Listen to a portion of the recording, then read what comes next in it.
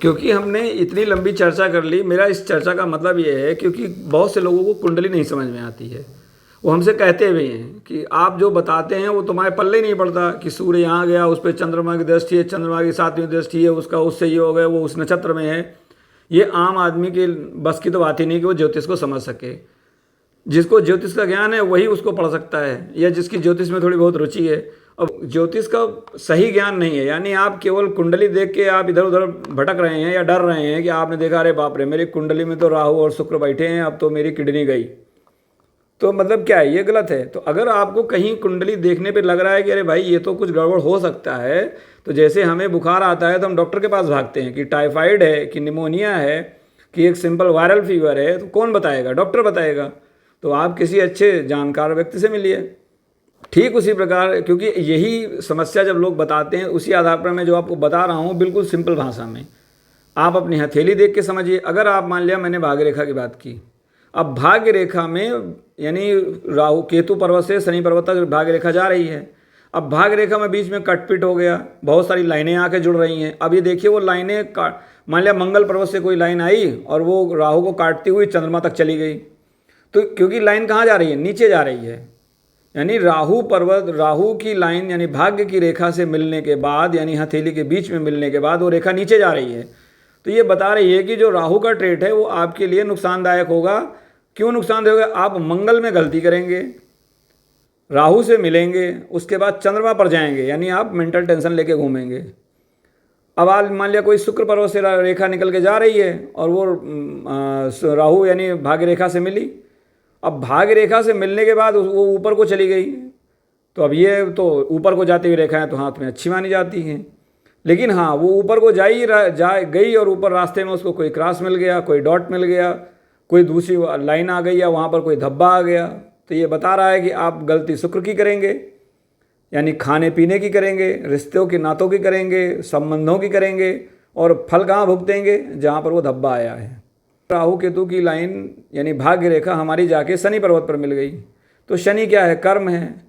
और ज्योतिष में भी या वैसे भी हम जानते हैं कि अगर हमें कोई रोग होना होता है तो जब तक उस रोग को विस्तार की जगह नहीं मिलेगी तब तक रोग हो नहीं सकता। और हमारी मध्यमा उंगली या शनि पर्वत विस्तार के लिए जगह देते हैं, क्योंकि ये मध्यमा उंगली आकाश तत्व को निरूपित करती है। तो अगर आपकी भाग्य रेखा बिल्कुल साधारण है, बिना किसी काट पीट के है, थोड़ी बहुत छोटी मोटी लाइनें हैं और वो शनि पर्वत तक पहुंच गई, तो ये आप जानिए कि आप अपने कर्म से ऊंचाई पर जाएंगे। अब इसी लाइन पर काटपीट हो गई, क्रॉस के निशान आ गए, एक लाइन आई, दूसरी लाइन जुड़ गई, तो स्टार आ गया, डॉट आ गया, तो ये बताता है कि वहाँ तक पहुँचते पहुँचते आपको समस्याएं भी आएंगी, पापड़ भी बेलने पड़ेंगे। अब अगर यही जो भाग्य रेखा है इसका एक टुकड़ा गुरु पर्वत पर चला गया। गुरु पर्वत क्या है? गुरु पर्वत है हमारा बाहरी दुनिया से संचार। राहु का बाहरी दुनिया में प्रयोग करने से आपको कभी भी नकारात्मक परिणाम नहीं मिलेंगे। नियत कहाँ होती है? नियत हमारे अंदर होती है, और एक्शन कहाँ होता है? हमारा बाहर होता है। तो यदि आप अच्छी नियत यानी अच्छे केतु के साथ अंदर से आप बाहरी दुनिया से सामंजस्य करते हैं, क्योंकि तर्जनी उंगली वायु तत्व की है, वायु तत्व से हमारा कम्युनिकेशन होता है, इसे गुरु की उंगली बोला जाता है। गुरु क्या करता है? देता है, लोगों को देता है। गुरु ज्ञान बांटता है, मार्गदर्शन देता है, यानी वो दूसरों के पास पहुंचाता है कोई चीज़। यानी वायु तत्व यानी राहु से आप किसी दूसरे तक पहुंच रहे हैं, उसे कुछ पहुंचा रहे हैं, और उस पहुंचाने के में आपका फ़ायदा हो रहा है। अब आप सोचिए कि आप कुछ पहुंचाएं नहीं, बस चुपचाप लेके चले आएँ, तो ये राहु नकारात्मक है। तो इसे कुंडली में हम कैसे देखेंगे? कुंडली में धर्म त्रिकोण 1, 5, 9 का भाव जो है ये धर्म त्रिकोण कहलाता है। और कालपुरुष का धर्म त्रिकोण क्या है? मेष राशि, सिंह राशि और धनु राशि। मेष राशि किसकी है? मंगल की है, जिसे राहु का परम शत्रु कहा जाता है। सिंह राशि क्या है? सूर्य की राशि है, जिसको राहु ग्रहण लगाता है। और गुरु कौन है? गुरु यानी गुरुदेव बृहस्पति ही एक ऐसे ग्रह हैं जो राहु को कंट्रोल कर सकते हैं। यानी आपके जीवन में गुरु कौन होगा? जो आपको सही मार्ग दिखाए, जो आपको रास्ता दिखाए। अब आपका गुरु ही गुरु घंटाल है, तब तो फिर भगवान ही बचाए, तब तो राहु आपका गलत जगह जाना ही जाना है। अब तो यानी अगर 1, 5, 9 भाव में राहु आ रहा है तो आप ध्यान रखिए कि आपके आसपास जो लोग हैं वो गुरु हैं या गुरु घंटाल। इसीलिए कहा जाता है कि जब 1, 5, 9 भाव में गुरु हो तो आदमी अधर्म करता है। अधर्म का मतलब अपने पथ से भ्रष्ट होता है। भ्रष्ट का मतलब ये नहीं कि वो गया नाली में कूद गया, उसका मतलब होता है वो अपने निजी स्वार्थ के लिए, निजी लालच के लिए धर्म का उल्लंघन करता है। और धर्म हिंदू मुसलमान नहीं होता, धर्म होता है कि यदि आपके कार्य, आपके आचार, आपके विचार किसी दूसरे को आहत कर रहे हैं, दूसरे को नुकसान पहुंचा रहे हैं, या किसी दूसरे के संसाधन पर चोट कर रहे हैं, तो ये आपका अधर्म है। दूसरे का हिस्सा हड़पना धर्म है। यानी अगर 1, 5, 9 भाव में राहु हो तो ऐसे व्यक्ति कभी कभी दूसरों की संपदा पर कब्जा करने की कोशिश करते हैं। 9वें भाव का अगर हो तो ऐसे लोग हो सकता है कि भागवत कथा करवाएं और उस कथा से ये चक्कर में रहे कि कितना चढ़ावा आएगा, पंडित से पहले बात कर लेंगे कि भाई जो आएगा वो 50 मेरा 50 आपका। पंचम भाव के राहु वाले क्या करते हैं? पंचम भाव के राहु वाले, पंचम हमारा विवेक है, हमारी बुद्धि है, हमारी संतान है।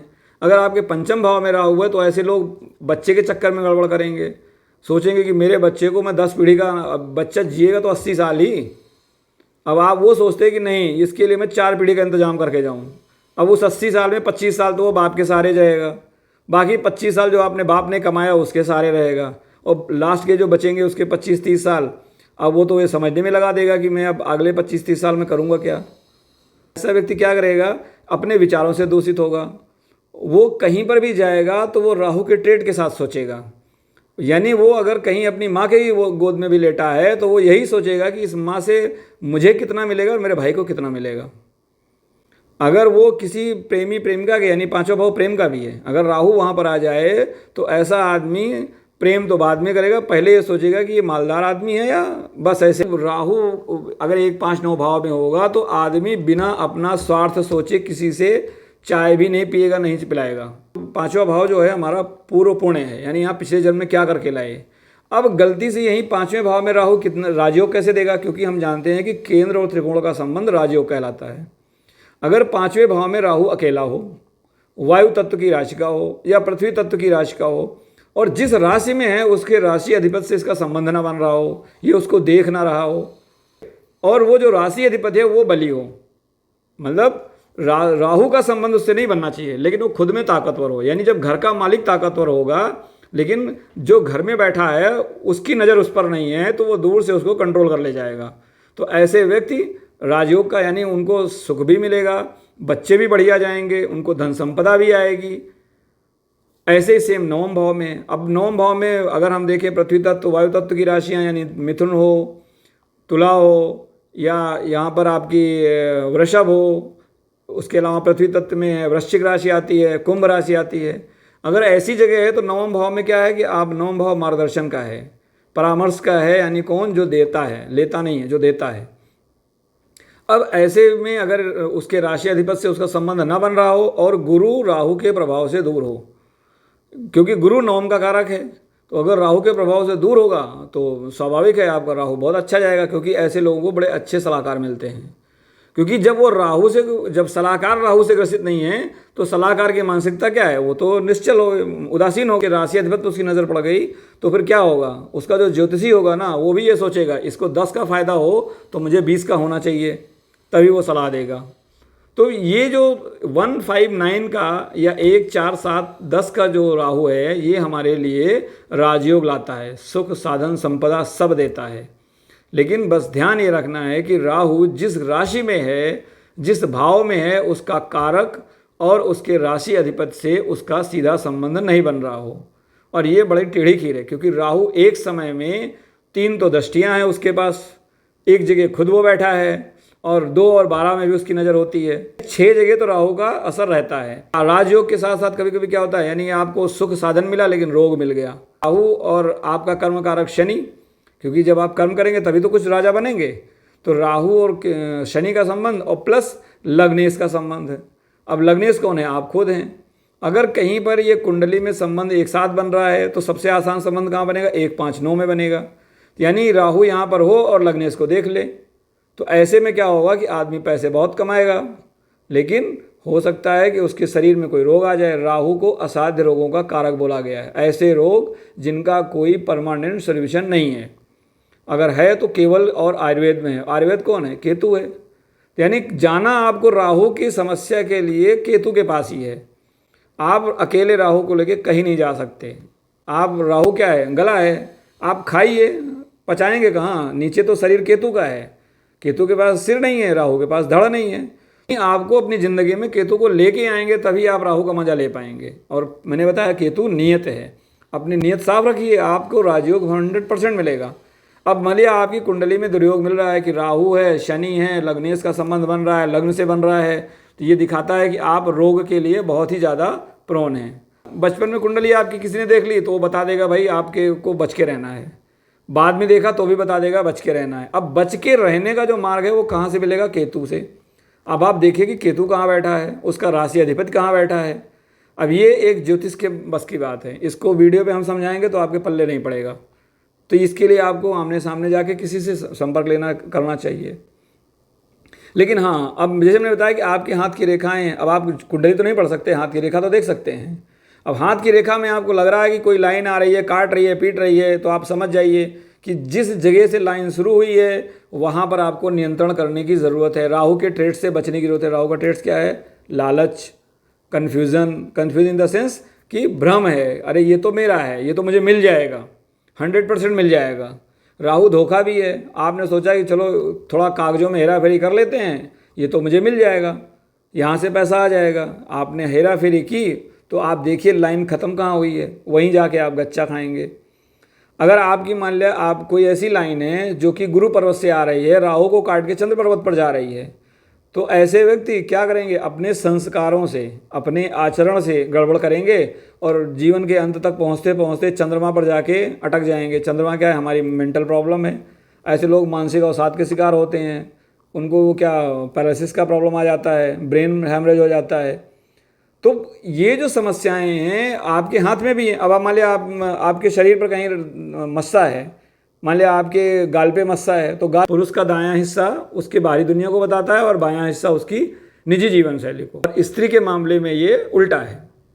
तो अब अगर स्त्री में बाईं साइड में तिल या मस्सा है और पुरुष के दाईं साइड में है, तो दोनों को अपने बाहर के कर्मों में राहु को उस क्षेत्र से, राहु का क्षेत्र क्या है? अब मान लिया आपके गाल पे मस्सा है, तो गाल क्या है? शुक्र का क्षेत्र है। शुक्र का क्षेत्र कौन सा? जो आपकी पार्टनरशिप है, आप जिसके साथ जुड़ते हैं। जैसे आपका विवाह हुआ, आपका व्यापारिक पार्टनर हुआ, आपके घर में आपके भाई भतीजे हुए जिनके साथ आप एज ए पार्टनर है। पार्टनर क्या होता है? जो बराबर का हिस्सेदार होता है।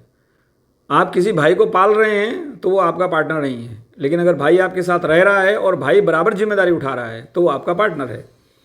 तो अब आपको अगर यहाँ पर मस्सा आ गया तो आपको समझना है कि आपको भाई के साथ कुछ गड़बड़ नहीं करनी है, और ये भी सतर्क रहना है कि भाई आपके साथ कुछ गड़बड़ कर सकता है। ठीक इसी तरह अगर आपकी ठुड्डी पे, ठुड्डी क्या है? शनि है, शनि आपका कर्म है, तो आपको अपने कर्म में बड़ा संभल के चलना पड़ेगा। आप कुछ ना कुछ राहु जैसा काम करेंगे, हेरा फेरी करेंगे, झूठे डाटा देंगे, झूठी बातें करेंगे, कागज़ों में फर्जीवाड़ा करेंगे। तो यानी ये ठुड्डी का मस्सा बता रहा है कि आपने इधर किया, तो मस्सा क्या है? मैंने बताया ना, जहाँ शनि मिलता है वहाँ पे राहु और शनि का योग रोक देता है। रोग दुर्घटना वाला होता है या कैसा भी, ये फर्क ये डिपेंड करेगा कि आपका कर्म किस क्षेत्र में जा रहा है। तो यानी शनि कहाँ जा रहा है, तो आपको अपने काम में बचना है, नहीं तो कहीं ना कहीं आप गच्चा खाएंगे और लंबे नपेंगे। तो इस तरह आप शरीर से, अब कुंडली आप किसी के पास लेके गए, अब जैसे मैंने मेरे अंकों की बताई, अब जो अंक रिपीट हो रहा है उस अंक के बाद जो अगला अंक है वहाँ पर कहीं ना कहीं आपका वो ग्रह राहु से प्रभावित होगा। चाहे राहु उस ग्रह की राशि में हो, चाहे वो दोनों युति में हो, या उसके नक्षत्र में हो, या उस पर उसकी दृष्टि हो। यानी कि वो नंबर, अब मान लिया कि जैसे मैंने बताया कि आपका राहु का अंक है क्या? 4। अब 4 के बाद अगला अंक आ रहा है 6। 6 का मतलब क्या है? शुक्र। यानी राहु के बाद अगला नंबर शुक्र का आ रहा है, तो कहीं ना कहीं आप अपने शुक्र के क्षेत्र में राहु से प्रभावित रहेंगे। तो अब आप जब कहीं पर जाएं, कुछ गाड़ी घोड़ा खरीदने जाएं, मकान लेने जाएं, किसी से रिश्ता बनाने जाएं, शादी करने जाएं, तो वहाँ थोड़ा संभल के जाइए, सतर्क होके जाइए और थोड़ा अपने आप को साफ़ सुथरा रख के जाइए। ये नहीं कि यहाँ से माल मोटा मिलना है तो हम तो हैं बैंक के चपरासी, बता दिया हम तो बैंक में अकाउंटेंट हैं। अब आपने बताया तो आगे चल के तो तलाक तो होना ही है। यानी कि राहु का ट्रेड, यानी जो अंक आपका फॉलोड है उस अंक को आप अपने जीवन में तो कतई मत लाइए, अपने संबंधों में कतई मत लाइए। तो यही राहु का राजयोग है। अब आपकी छत टूटी है, अब छत क्या है? हमारा साया है। राहु क्या है? भ्रम है। भ्रम के चलते आप भागते चले जा रहे हैं, आप ये भूल गए कि मेरी छत तो पीछे रह गई। यानी आपने अपने भविष्य को, छत क्या है, हमारा जो सुरक्षा कवच है। आपने यानी अगर आपकी छत घर की खराब है तो देखिए जिसके घर की छत खराब होती है, अब छत में कितनी खराबी है ये डिपेंड करेगा कि राहु का बल आपके घर में कितना है। अब छत टपक रही है तो छत से हम ये भी देखते हैं विस्तार, यानी छत के आगे जो आकाश है वो गुरु का मार्ग है। तो यानी आपका छत का संबंध सीधे आकाश से हो रहा है, पानी टपक रहा है तो यानी कनेक्शन बन गया, तो आप अपने आचरण से दूषित रहेंगे। ऐसे व्यक्ति सामान्यतः भ्रष्टाचार में भी लिप्त हो सकते हैं, क्योंकि आपने राहु गुरु को मिलाया तो इसे चांडाल योग बोलते हैं। ये आपकी कुंडली में भी मिलेगा। ऐसा नहीं कि आपके घर की छत टपक रही है तो आपके कुंडली में नहीं, 100% होगा। जो उस छत में सोएगा उसको ये प्रभाव देखना ही पड़ेगा। अब आपके घर की फर्श टूटी है, फर्श से यानी केतु हम बताते हैं, तो आपकी नीयत में कुछ गोलमाल होगा, यानी कि आप देखने में तो बड़े ईमानदार होंगे लेकिन आपकी हो सकता है नीयत गड़बड़ हो, तो फर्श का टूटना इसलिए गड़बड़ कहा जाता है। अब यानी मान लिया कि आप गरीब हैं, आपके पास पैसा नहीं है, छत टपक रही है, लेकिन आप बार बार उसको रिपेयर करने की कोशिश कर रहे हैं, तो यह बताता है कि आप अपने राहु को नियंत्रित करने की कोशिश कर रहे हैं, लेकिन आपने छोड़ दिया, टपकने दो, जब छत गिरेगी तो देखेंगे। ये तो बरसात तो 2 दिन की होती है, तो ये आपने राहु को अनियंत्रित छोड़ दिया। ठीक ऐसे ही अगर आपकी कुंडली में राहु के साथ कोई ग्रह बैठा है, मान लिया राहु और शुक्र का कॉम्बिनेशन है, तो शुक्र क्या है, हमारा रिश्ता है।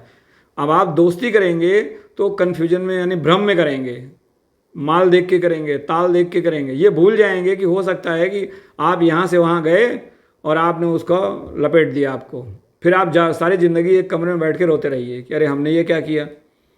शुक्र क्या है, धन है, आपने कहीं किसी के साथ व्यापार में पैसा फंसा दिया, बाद में वो सारा व्यापार वो खुद ही कब्जा करके बैठ गया, आप रोते रहिए कि हमने ये क्यों किया।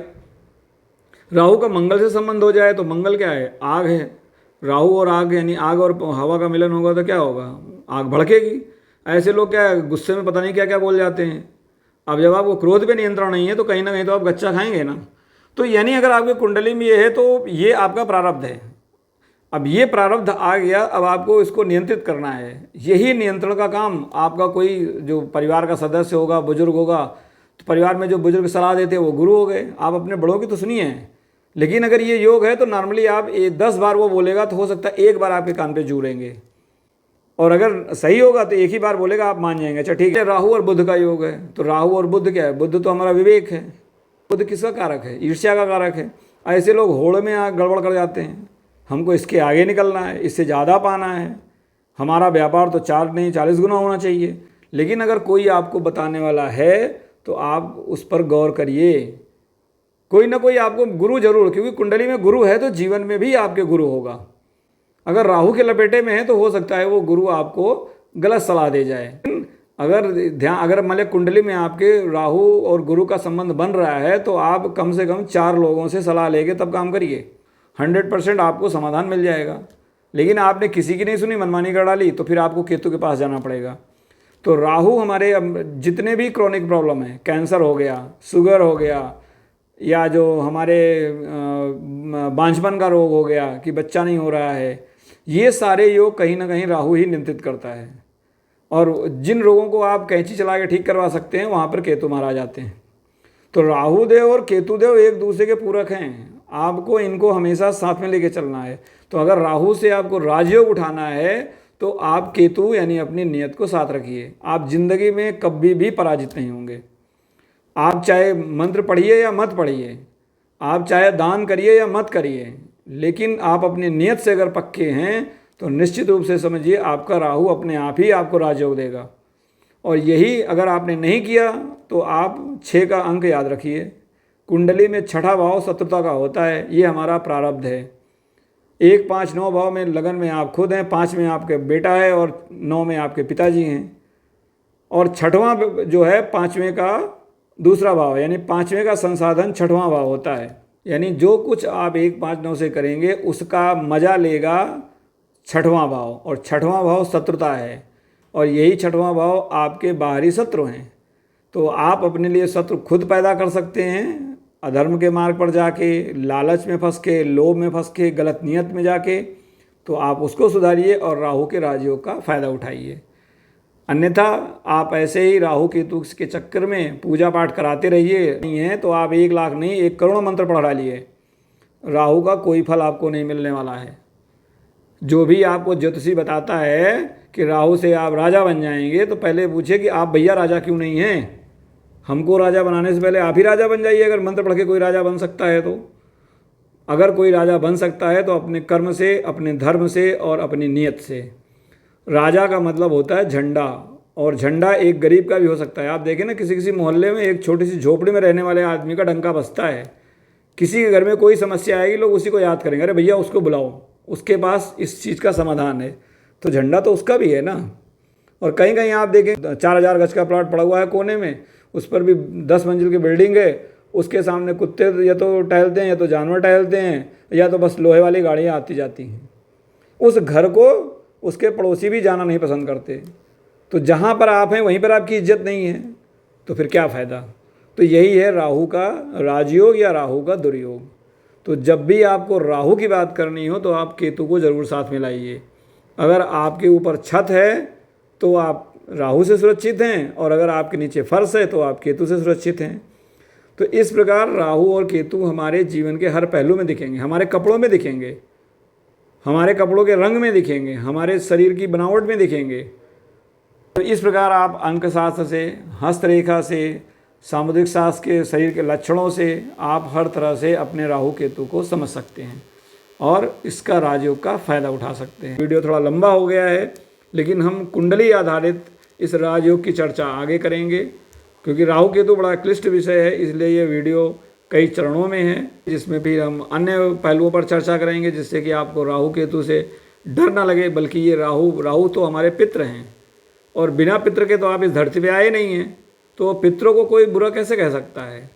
तो आपके पितरों का सम्मान करना आपका फ़र्ज़ है, यानी राहु का सम्मान करना आपका फ़र्ज़ है। लेकिन सम्मान का मतलब है कि आप उनका नाम बदनाम ना होने दें। अगला आके ये ना कहे अरे ये तो फलाने का वंशज है और इसने तो ये कांड कर डाला।